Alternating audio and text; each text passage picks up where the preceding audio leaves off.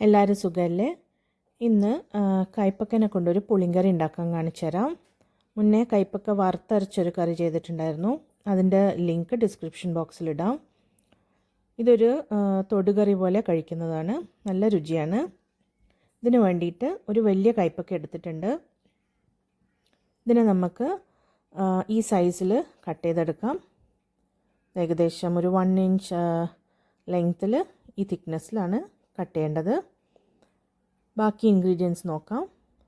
പുളി ഒരു ചെറിയ ലൈമിൻ്റെ സൈസിൽ കുതിർത്ത് വയ്ക്കാം. പിന്നെ വേണ്ടത് ഒരു ആണി വെല്ലം. അത് കൈപ്പക്കേൻ്റെ കയ്പ്പിനനുസരിച്ചിട്ട് ഓൾട്ടർ ചെയ്യാം. ഞാൻ 3/4 കഷ്ണം ലാസ്റ്റ് എടുത്തത്.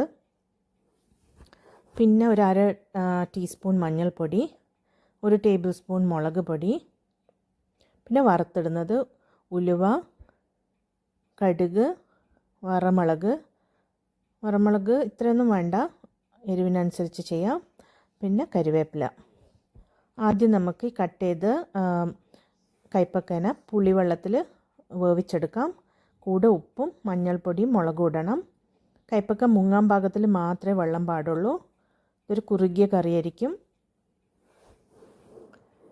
ഇനി നമുക്കിതിനെ വേവിച്ചെടുക്കാം. കൈപ്പക്ക ഒന്ന് സോഫ്റ്റായാൽ മതി. ചെറുങ്ങനെ ഒരു ക്രഞ്ചും വേണം, വല്ലാണ്ട് വെന്തൊടയരുത്. ഇതൊരു പകുതി വെന്തിട്ടുണ്ട്. കുറച്ച് നേരം കൂടെ ആയിക്കോട്ടെ. ഇത് മൺചട്ടിയിൽ വെച്ചാലാണ് നന്നായിട്ടുണ്ടാവുക. അപ്പോൾ ഈ ചാറൊക്കെ ഇങ്ങനെ കുറുകി വരും. ഏകദേശം വെന്തപ്പോൾ നമുക്ക് വെല്ലം ഇടാം. ഒരു 3/4 കഷ്ണം വെല്ലം ഇട്ടിട്ടുണ്ട് കയ്പ്പിനനുസരിച്ചിട്ട്. ഇനി ആ വെല്ലം ഒന്ന് മെൽറ്റ് ചെയ്ത് കിട്ടാൻ വേണ്ടിയിട്ട് ഒരു 2 ടേബിൾ സ്പൂണോളം വെള്ളം പിന്നെ ആഡ് ചെയ്യാം. എന്നിട്ട് കുറച്ച് നേരം കൂടെ അതൊന്ന് വേവിക്കുക.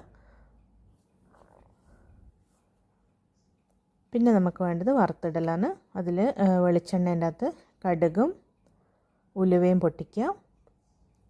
എന്നിട്ട് ലാസ്റ്റിൽ വറമുളകും കരിവേപ്പിലും ഇട്ടിട്ട് അത് താളിക്കുക കറിയിലേക്ക്.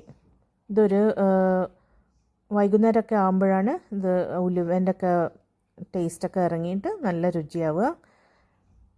ഇത് കുറച്ച് 2 ദിവസമൊക്കെ ലാസ്റ്റ് ചെയ്യും. ട്രൈ ചെയ്ത് നോക്ക്, നല്ല രുചിയാണ്. ഇതിങ്ങനെ വെച്ചിരിക്കുമ്പോൾ കുറച്ചും കൂടെ കുറുകി കട്ടിയാവും. കണ്ടോ? നല്ല തിക്നെസ്സും കിട്ടും വെല്ലം ഉള്ളതുകൊണ്ട്. താങ്ക്സ് കേട്ടോ.